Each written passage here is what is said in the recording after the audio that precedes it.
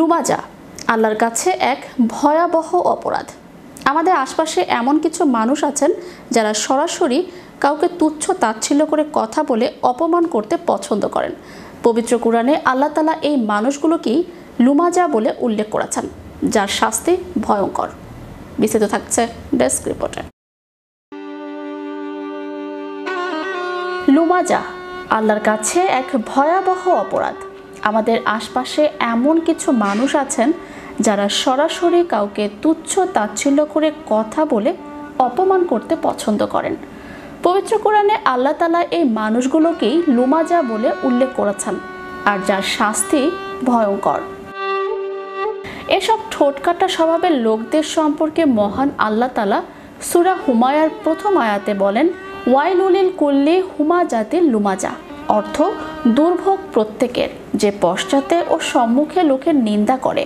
উক্ত আয়াতে উল্লেখিত হুমাজা হচ্ছে কারো পেছনে কথা লাগানো বা গীবত করা, আর লুমাজা হচ্ছে কাউকে সামনাসামনি দোষ ধরে অপমান করা, বাজে আচরণ করা।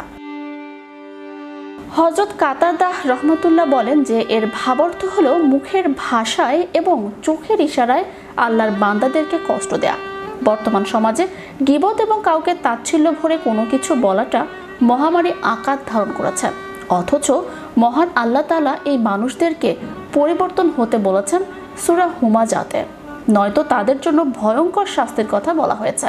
তা হলো আল্লাহর প্রজ্বলিত হুতাশন, যা হৃদয়কে গ্রাস করবে, জ্বালিয়ে তাদেরকে ভস্ম করে দেবে, কিন্তু তারা মৃত্যুবরণ করবেন না। প্রিয় নবী হযরত মুহাম্মদ সাল্লাল্লাহু আলাইহি সাল্লাম লুমাজা সম্পর্কে একাধিক হাদিস বর্ণনা করেছেন।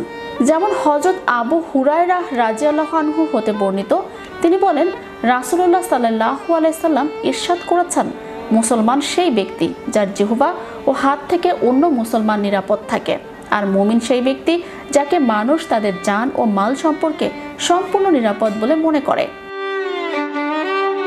অন্য একটি হাদিসে বর্ণিত হয়েছে, আসমা বিনতে ইয়াজিদ রাদিয়াল্লাহু আনহু বলেন, নবী করিম সাল্লাল্লাহু আলাইহি সাল্লাম বলেছেন, আমি কি তোমাদেরকে তোমাদের মধ্যকার উৎকৃষ্ট লোকদের সম্পর্কে অবহিত করব না? সাহাবীগণ বললেন, হ্যাঁ। তিনি বলেন, যাদের দেখলে আল্লাহর কথা স্মরণ হয়। তিনি আরো বলেন, আমি কি তোমাদেরকে তোমাদের মধ্যকার নিকৃষ্ট লোকদের সম্পর্কে অবহিত করব না? তারা বলেন, হ্যাঁ। তিনি বলেন, যারা চখলখুরি করে বেড়ায়, বন্ধুদের মধ্যে বিবাদ সৃষ্টি করে এবং পুণ্যবান লোকদের দোষ ত্রুটি খুঁজে বেড়ায়। সুতরাং কুরআন ও হাদিসের আলোকে নিঃসন্দেহে লুমাজা একটি ভয়ঙ্কর অপরাধ। তাই কথা বলার ক্ষেত্রে নিজেদের সংযত রাখা জরুরি।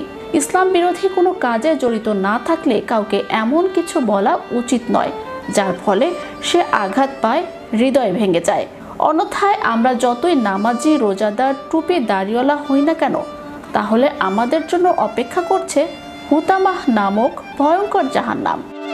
Channel Europe news desk.